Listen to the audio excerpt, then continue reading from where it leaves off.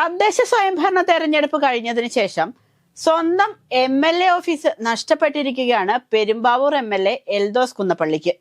തദ്ദേശ തെരഞ്ഞെടുപ്പും MLA ഓഫീസും തമ്മിൽ എന്താണ് ബന്ധമെന്നാണെങ്കിൽ സംഗതി ബഹുരസമാണ്. പെരുമ്പാവൂർ നഗരസഭ ചെയർപേഴ്സൺ സ്ഥാനത്തെ ചൊല്ലിയാണ് ഇപ്പോൾ തന്റെ ഇരിപ്പിടം വിട്ട് ഒഴിയേണ്ട ഗതികേട് MLAക്ക് വന്നിരിക്കുന്നത്.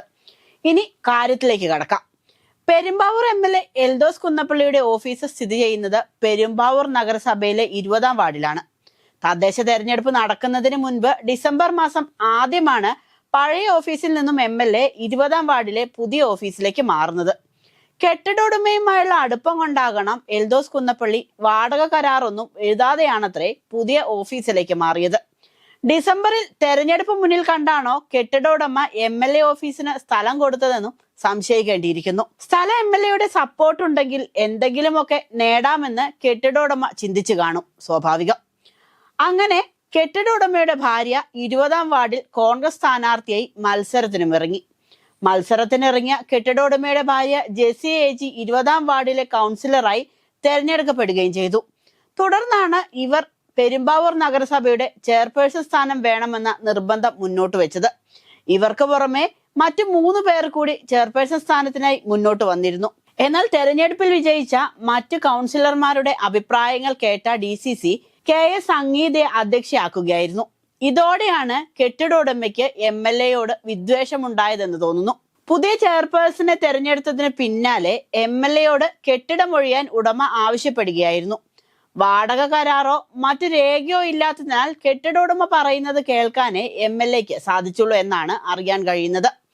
ചെയർപേഴ്സണെ തെരഞ്ഞെടുത്തതിന് പിറ്റേ ദിവസം ഓഫീസ് തുറക്കാനെത്തിയ MLAയുടെ ഓഫീസ് ജീവനക്കാരാണ് ബോർഡ് ഇളക്കി മാറ്റി വൈദ്യുതി ബന്ധം വിച്ഛേദിച്ച നിലയിൽ കിടക്കുന്ന ഓഫീസ് കാണുന്നത്. ബോർഡുകൾ വഴിയിൽ വലിച്ചെറിഞ്ഞ നിലയിൽ കണ്ടെന്നുമാണ് ജീവനക്കാർ പറയുന്നത്.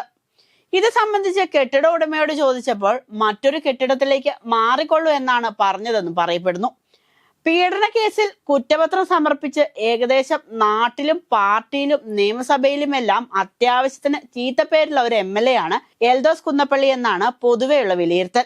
കവിത എഴുത്തും ലേശം കോഴിത്തരവും MLAയുടെ കയ്യിലുണ്ടെന്നാണ് എതിർ പാർട്ടിക്കാർ പോലും പറയുന്നത്. ഇനി MLA ഓഫീസ് ഒഴിയിച്ച വാർത്ത വന്നതിന് പിന്നാലെ സോഷ്യൽ മീഡിയയിൽ പരക്കെ വരുന്ന സംസാരങ്ങളിൽ ഏറ്റവും പ്രധാനപ്പെട്ടത് MLAയുടെ പീഡനക്കേസുമായി ബന്ധപ്പെട്ടതാണ്.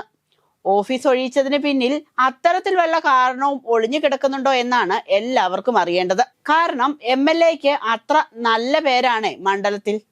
അതിനിടയിൽ ഇങ്ങനെയും കേൾക്കുന്നു, MLA ഓഫീസ് നഷ്ടപ്പെട്ടത് ഒരു മുന്നറിയിപ്പാണത്രേ. വരുന്ന നിയമസഭാ തെരഞ്ഞെടുപ്പിൽ നിയുക്ത MLAക്ക് ആ സ്ഥാനവും ലഭിക്കില്ലെന്നാണ് ആ നാട്ടിലെ ഭൂരിഭാഗം ജനങ്ങളും പറയുന്നത്.